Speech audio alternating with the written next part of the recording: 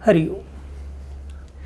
आज हम वर्णन करेंगे राम और केवट के प्रेम का। आपको हमारी वीडियो अच्छी लगे तो इसे लाइक और शेयर जरूर करें। राम जी जब गंगा पार जाने लगे तो उन्होंने केवट से नाव लाने को कहा।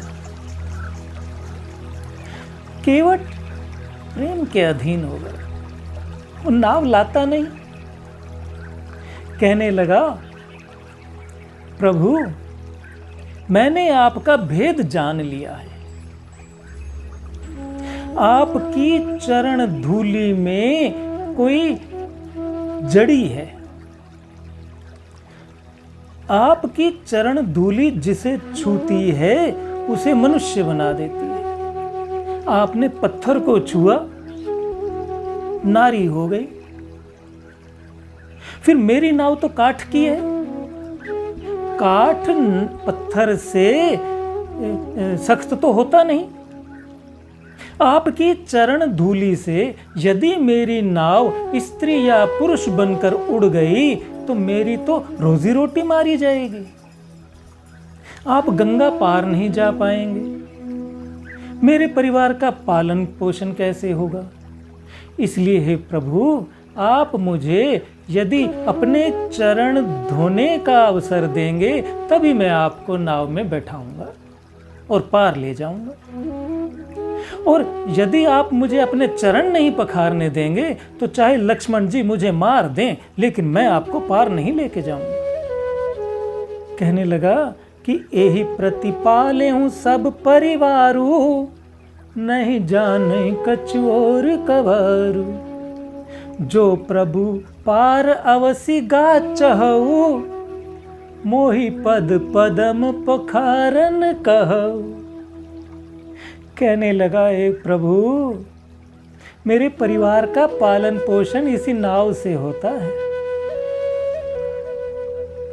इसके सिवा मैं कोई काम नहीं जानता। यदि आपको पार जाना है तो मुझे अपने चरण पखार लेने दीजिए। प्रेम लपेटे अटपटे, सुन केवट के बैन। चितई जान की लखन तन, बोले करुणा नैन। केवट के इस प्रकार प्रेम में लिपटे हुए शब्दों को सुन करके प्रभु जानकी और लक्ष्मण की तरफ देख करके मुस्कुरा दिए।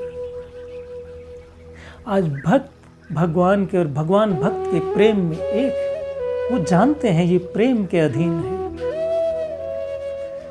कृपा सिंधु बोले मुस्काई, सो कुरु तब नाव न जाई।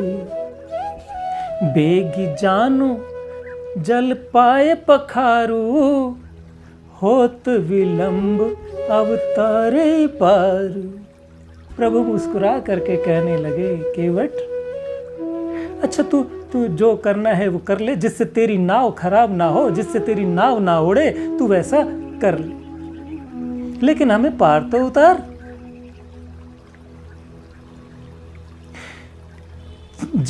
जिनके नाम मात्र लेने से मनुष्य भवसागर तर जाता है, जिन्होंने वामन अवतार में 2 कदम में त्रिलोकी को नाप दिया, वो आज गंगा पार जाने के लिए केवट का निहोरा कर रहे हैं।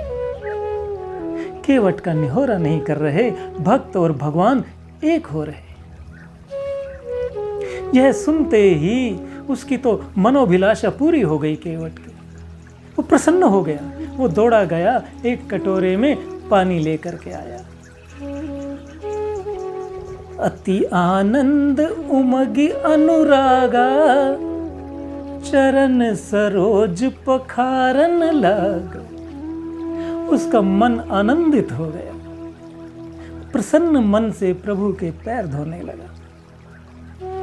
उसे तो जैसे सर्वस्व मिल गया। प्रभु के पैर धो करके पद पखारी जल पान करी, आपहु सहित परिवार। पितरी पार करी प्रभु ही पुनी, मुदित गयो ले पार। चरण पखार कर उस जल को स्वयं पीकर अपने परिवार को पिलाकर अपने पितरों को भव सागर से पार करके फिर वो प्रसन्न मन से प्रभु को गंगा के पार ले गया। गंगा पार तीनों को उतार करके उन्हें दंडवत प्रणाम किया। जब केवट ने दंडवत प्रणाम किया तो प्रभु को कुछ संकोच हुआ कि इसको कुछ दिया नहीं। पति के मन की जान करके सीता जी ने अपनी अंगुली से एक अंगूठी निकाली और राम जी के हाथ पर दी। राम जी केवट को देते हुए कहने लगे, लो केवट, अपनी उतराई तो ले लो। केवट लेता नहीं। वो कहने लगा, प्रभु आज तो मुझे सब कुछ मिल गया, मैंने क्या नहीं पा लिया। नाथ आज मैं कहा नहीं पावा, मिटे दोष दरिद्र दावा। कहने लगा, प्रभु आज तो मुझे सब कुछ मिल गया, आज मेरे सब दोष दरिद्र सब समाप्त हो गए। जो मैंने आजीवन ये मजदूरी की थी, विधाता ने उससे कई गुना मुझे अधिक दे दी है। मुझे आपसे कुछ नहीं चाहिए कृपा के सिवा। लेकिन प्रभु ने फिर आग्रह किया तो कहने लगा, फिरती बार मोही जो देवा, सो प्रसाद में सिर धरी लेवा।